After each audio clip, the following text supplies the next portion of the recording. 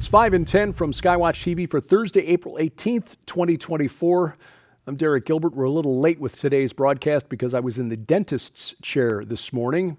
Some pre-planned work, getting a crown put on a tooth down here that had some decay, but the Novocaine made it a little difficult to understand my speech until the last half hour or so. So thank you for your patience. Believe me, you didn't want to hear me try to pronounce anything about 2 hours ago. Topic number 5 today. What did Biden know and when did he know it? Reuters reports that Iran informed Turkey in advance of its planned operation against Israel. This is according to a Turkish diplomatic source who went on to say that the White House then conveyed to Tehran via the Turks that anything they did to Israel would have to be within certain limits. Within certain limits. Hello? I mean, what this means is that instead of the message Biden told reporters he gave to Tehran, which is don't, the actual message was, okay, as long as you don't damage too many buildings or kill too many people. Now, to be fair, a senior official inside the White House denies that it had any advance notice of Iran's attack. On the other hand, the White House blamed the attack by Iran on Israel on Donald Trump. Yes, on Saturday, White House National Security spokesman John Kirby, giving an interview, blamed Trump's withdrawal from the Iran nuclear deal for the attack. Now, come on, the nuclear deal is a treaty. It would not have been approved by the Senate anyway, but the media keeps reporting it as though there was a deal. Yeah, maybe Obama had a handshake deal with somebody in Iran, but again, the Constitution says anytime the United States gets involved in a treaty, the Senate has to approve it by a 2/3 majority. That never happened. You wouldn't know that from the media. Anyway, so it's Trump's fault, as with everything else that's gone wrong in the Biden administration. And meanwhile, we are still, as of this recording, waiting for the promised response by Israel to what happened Saturday night and Sunday morning from Iran. Topic number 4, the hostages. Meanwhile, on Saturday night, at the height of Iran's attack, Hamas rejected another offer for a ceasefire in exchange for the release of Israeli hostages. Those hostages have been there more than 190 days at this point. In response, Hamas demanded that Israel end its military actions entirely and for good before any hostages are released. According to the Hamas proposal, no hostages would be released until the second and third phases of this period, each of them also lasting 6 weeks. So 6 weeks before any hostages would be released, and then hostages at the end of 6 weeks, and then again at the end of 12 weeks. In exchange, Hamas wants Israel to release between 700 and 1,000 security prisoners. Hamas demanding the release of 30 Palestinian Arabs for each civilian hostage, 50 security prisoners per female captive soldier, of whom 30 would be prisoners serving life sentences in prison for life because they killed people. Now, media reports cited an Israeli official as saying that Hamas is now only prepared to release 20 humanitarian hostages in exchange for hundreds of convicted Palestinian Arab terrorists. According to a source within Hamas, the reason is that there may not be more than 20 of them alive. Topic number 3. With a government like this, who needs enemies? The impeachment trial of Department of Homeland Security Secretary Alejandro Mayorkas ended before it began yesterday, Wednesday. Lasted less than 3 hours as Democrats moved quickly to dismiss the charges brought by the House of Representatives as unconstitutional. The outcome was widely expected. They were not going to get the votes needed to impeach or convict Mayorkas. He was impeached, but he was not going to be convicted. You needed, again, 2/3 majority. But less clear was how quickly Senate Democrats would be able to close up the proceedings. Now, Republicans blame Mayorkas for the 10 million illegal migrants that have crossed the border since Joe Biden took office.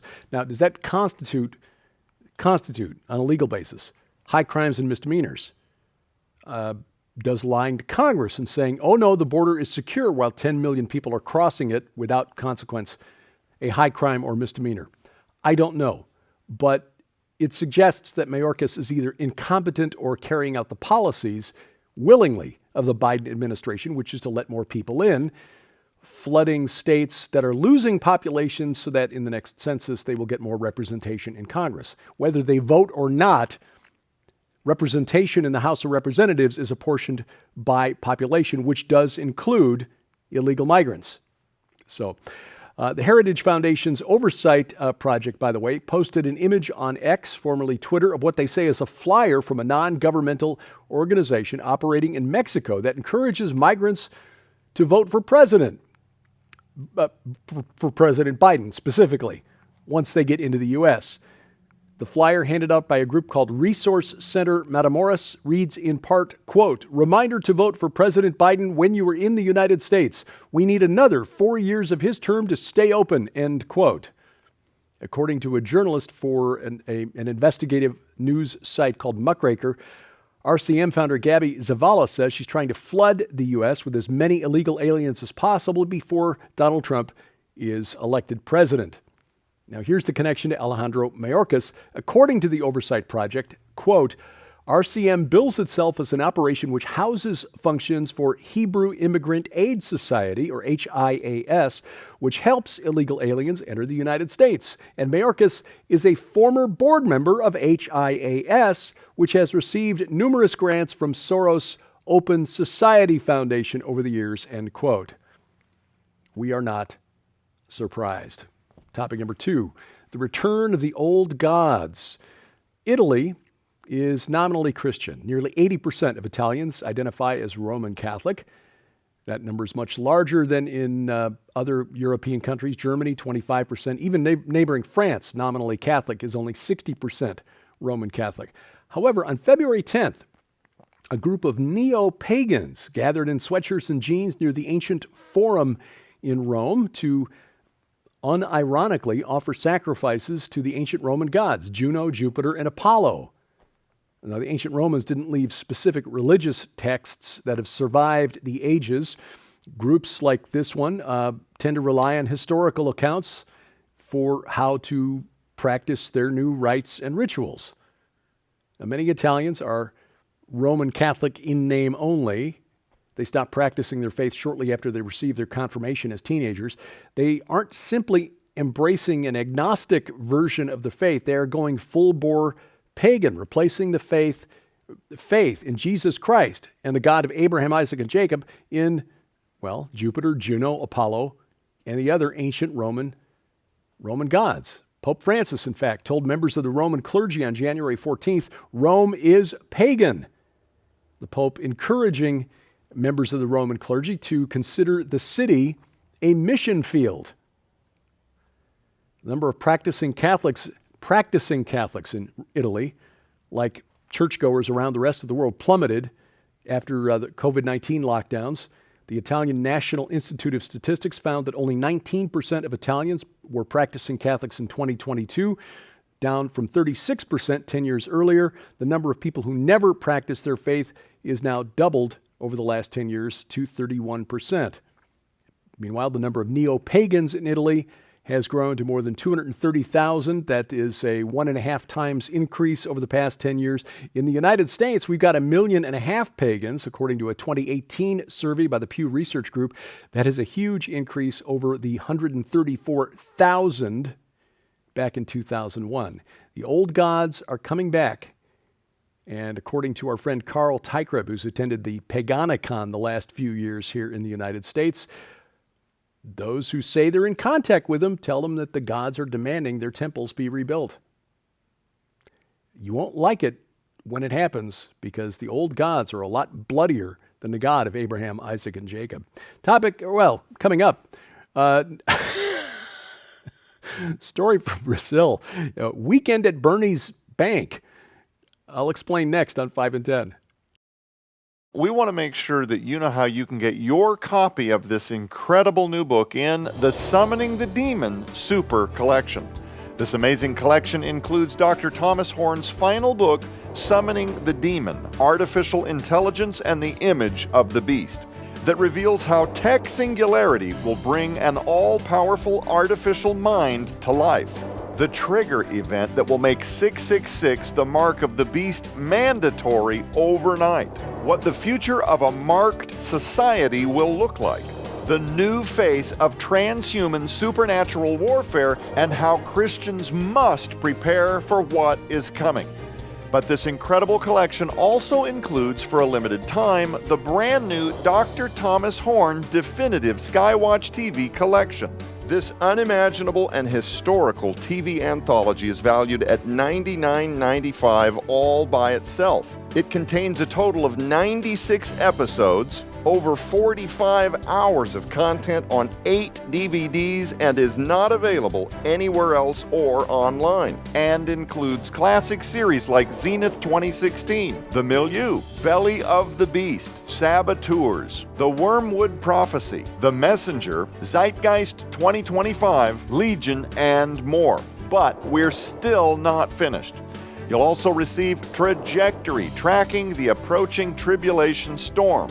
This unprecedented masterpiece by legendary authors Dr. Thomas Horn, Terry James, Tim Moore, and others provides in-depth analysis of emerging topics like pandemic tidal waves, catastrophic weather changes, Mideast malevolence, and so much more.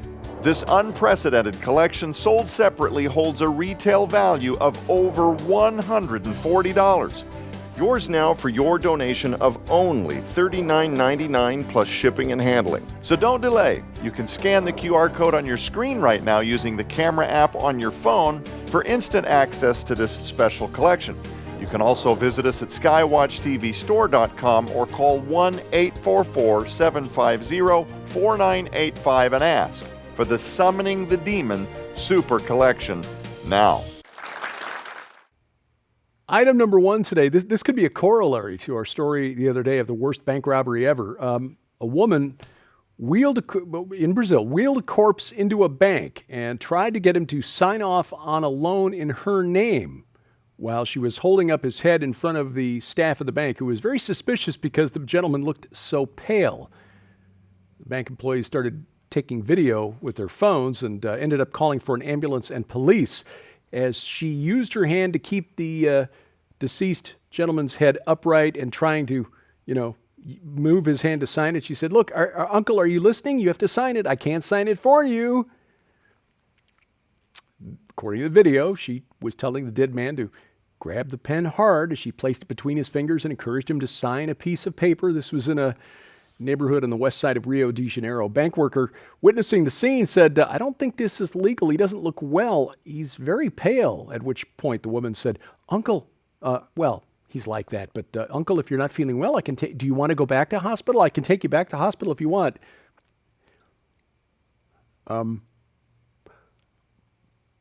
Police took her into custody. She's now charged with attempted fraud and abuse of a corpse. Skywatch TV's Countering the Darkness virtual conference is on. 90 days access, instant access. 90 days from the moment you sign up to 24 presentations, plus all 6 Skywatch Films documentaries. And again, this conference features the final presentation by Dr. Tom Horn. Take advantage of this today. Again, 3 months. You set the conference schedule. Watch what you want to watch when you choose to watch it. And you can do that right now at defenderconference.com. That's defenderconference.com. Artificial intelligence algorithms, they essentially control our lives far more than we realize. Everything from prioritizing who gets medical care to targeting solutions for the military to just a whole lot of things. Even a lot of the stories that we find in news, especially sports summaries for, say, smaller colleges, written by algorithms. Humans not needed any longer. How can this factor into an understanding of end times prophecy? That's the theme of the book, Summoning the Demon, the last book by Tom Horn. He had completed his sections of it prior to his passing. Joe Artis Horn and Allie Anderson is co-authors on this. And that is the subject of discussion during the current 4-week series on Skywatch TV. You can watch the main program right now at our website, skywatchtv.com. You can also catch it right now at our Roku or Apple TV channels. Over the air, our broadcast schedule is posted at skywatchtv.com/channels, or you can watch it right now at Rumble, rumble.com/skywatchtv. Better yet, bring it right into your smartphone or tablet tablet. Bypass the gatekeepers of big tech. And you can do that whether you've got iOS, Android, or Amazon Kindle Fire on your device. We've got apps for all of those and links to their app stores posted at skywatchtv.com/app. Thank you for watching as we keep watch. I'm Derek Gilbert. This is 5 in 10 from Skywatch TV.